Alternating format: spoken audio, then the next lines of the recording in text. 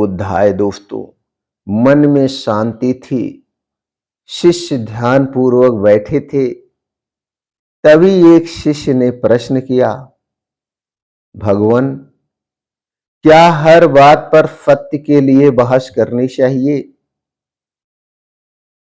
फिर गौतम बुद्ध धीरे धीरे मुस्कुराए और मुस्कुराते हुए बोले, नहीं, हर जगह बहस करना बुद्धिमानी नहीं है। हर जगह अपने को सत्य दिखाना बुद्धिमानी नहीं है। शिष्य चकित रह गया।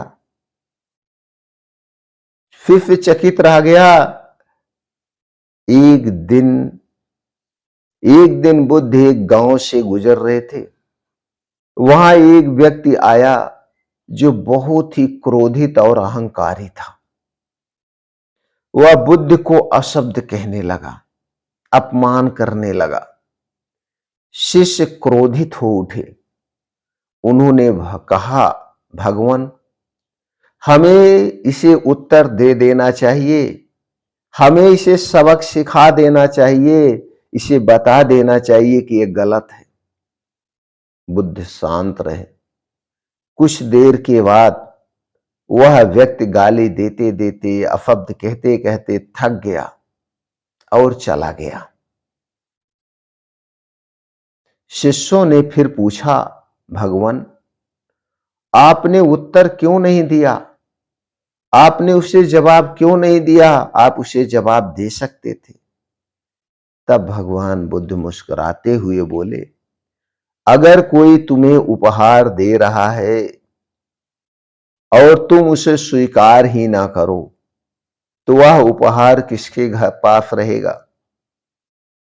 शिष्य बोले, देने वाले के पास भगवान। बुद्ध मुस्कुराए और बोले, ठीक वैसे ही उसका अपमान मैंने स्वीकार नहीं किया, उसकी गाली हमने स्वीकार नहीं की, उसके अपशब्द हमने स्वीकार नहीं किए। वह उसी के पास लौट गया। तो दोस्तों, इससे हमें क्या सीख मिलती है? बुद्ध ने कहा, मूर्ख और क्रोधित व्यक्ति से बहस करना, मूर्ख और क्रोधित व्यक्ति से बहस करना अग्नि में घिल डालने जैसा है। वह सुनने नहीं आया है, वह समझने नहीं आया है, वह केवल जीतने आया है। तो ऐसे व्यक्ति से बहस करना अपनी शांति को खो देना है। तो आज के समय में भगवान बुद्ध का संदेश क्या है? जहां समझ की कमी हो वहां शब्द व्यर्थ है। बुद्धिमान व्यक्ति को चाहिए, सही समय पर बोलता है जो बुद्धिमान व्यक्ति होता है, सही व्यक्ति से बोलता है, और जब आवश्यक हो तो मौन को चुनता है, वो शांत हो जाता है। मूर्ख से बहस करने पर दो मूर्ख दिखाई देते हैं। मूर्ख से बहस करने पर दो मूर्ख दिखाई देते हैं, यानी एक तो मूर्ख है, ऊपर से आप भी मूर्ख हो गए।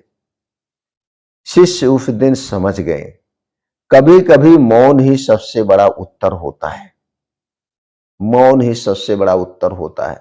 तो दोस्तों, ध्यान रखिए, घर परिवार यार दोस्त, जब भी कहीं पे बहुत ज्यादा लोग गुस्से में हो, बहस चल रही हो, तो आप वहां पे मौन हो जाइए, शांत हो जाइए।